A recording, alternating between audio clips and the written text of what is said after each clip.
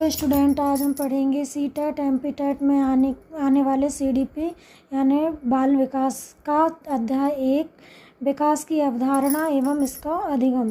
ठीक है, तो विकास की अवधारणा और इसके अधिगम के संबंध में हम सबसे पहले पढ़ेंगे विकास की अवधारणा क्या होती है।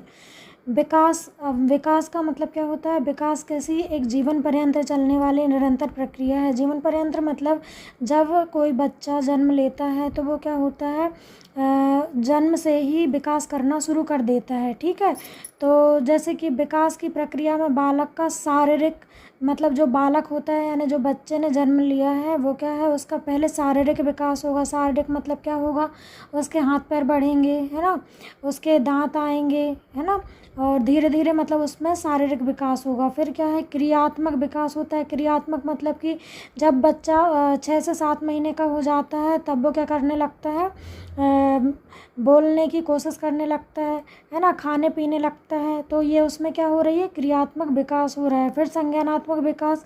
संज्ञानात्मक मतलब क्या होता है कि उसके सोचने की शक्ति क्या होती है, बढ़ती है। सोचने की शक्ति कैसे बढ़ती है कि वो समझने लगता है कि उसकी माँ कौन है ना, पिता कौन है, तो वो उस टाइप से उनसे मतलब कि देखकर रोने और हंसने लगता है। यदि उसके पास कोई पहचान का व्यक्ति होगा तो वो हंसने लगेगा। यदि वो किसी को नहीं जानेगा तो वो अनजान व्यक्ति के पास नहीं जाएगा। तो ये क्या होगा, संज्ञानात्मक विकास होगा। फिर भाषागत मतलब कि जब छोटा बच्चा होता है 5-6 साल का, जब वो परिवार में होता है ना, अपने मतलब माता पिता के पास होता है और जिस जगह पे जिस गांव में या शहर में होता है तो उसकी भाषा वैसी होती है। जैसे ही वो स्कूल जाना शुरू करता है तो उसकी भाषा में थोड़ा सा चेंज आता है। ठीक है, और फिर मतलब जैसे जैसे बच्चा बड़ा होता है वैसे वैसे उसकी लैंग्वेज कैसी होती है, कम मतलब अच्छी होती है ना।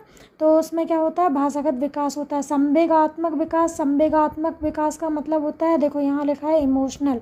इमोशनल का मीनिंग होता है कि उस बच्चे में भावनात्मक जो विकास हो रहा है वो संवेगात्मक विकास है। जैसे कि उसके रोने की क्षमता का विकास होना, उसका डर के बारे में विकास होना, वो किसी चीज़ को डरेगा भी, ठीक है, और किसी चीज़ को देख के खुश भी होगा, उसको क्रोध भी आएगा, है ना।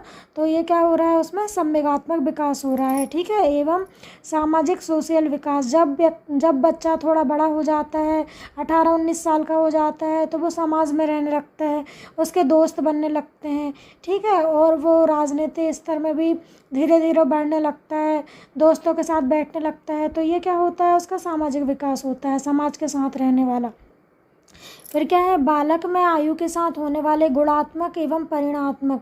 गुणात्मक मतलब कि उसके गुणों में परिवर्तन होना, और परिणामात्मक मतलब कि उसके मतलब उसमें कितना परिवर्तन हुआ, किस टाइप से हुआ, उसमें उसका परिणाम क्या आया, ये उसका परिणात्मक क्या होगा, परिवर्तन होगा। क्रमबद्ध विकास कैसा होता है, क्रमबद्ध होता है। मतलब कि छोटे से बच्चे का मतलब धीरे धीरे क्रम से विकास होता है ना। जब बच्चा छोटा होता है तो उस टाइप से विकास होगा, जब बढ़ेगा तो विकास होगा, मतलब सर से पैर तक उसका क्या होता है, विकास होता है। एवं सुसंगत होना इस बात को सांकेतिक करता है। ठीक है, कि बालक के अंदर अब तक संगठित गुणात्मक परिवर्तन एवं उसमें आगे होने वाले परिवर्तनों में एक निश्चित संबंध है। आगे होने वाले परिवर्तन अब तक के परिवर्तनों की परिपक्वता पर निर्भर करते हैं। अब अरस्तु ने क्या कहा है विकास के बारे में, तो अरस्तु कहते हैं कि विकास आंतरिक होता है, वह कारणों से व्यक्ति में परिवर्तन होता है। विकास आंतरिक मतलब कैसे होगा, जैसे कि उसकी सोचने की क्षमता बढ़ेगी तो ये विकास क्या हुआ, आंतरिक हुआ, है ना। सोचने की क्षमता का बढ़ना आंतरिक विकास हुआ। एवं बाह्य कारणों से व्यक्ति में परिवर्तन। बाह्य कारण क्या क्या हो सकते हैं, जैसे कि व्यक्ति के शरीर का बढ़ना, है ना, बालों का बढ़ना, ये सब क्या होंगे, बाह्य परिवर्तन होंगे, है ना। तो यही हमारा विकास है। आज हमने विकास की अवधारणा के बारे में पढ़ा। यदि आपको मेरा पढ़ाना अच्छा लग रहा है और मैं आपको ईजिली समझा पा रही हूँ तो आप मेरे चैनल को लाइक करो, सब्सक्राइब करो, अपने दोस्तों के साथ शेयर करो। यदि आपको ऐसा लगता है कि मेरे पढ़ाने में थोड़ा बहुत कुछ कमी रह जा रही है तो आप मुझे कमेंट करके बता सकते हैं। Thank you.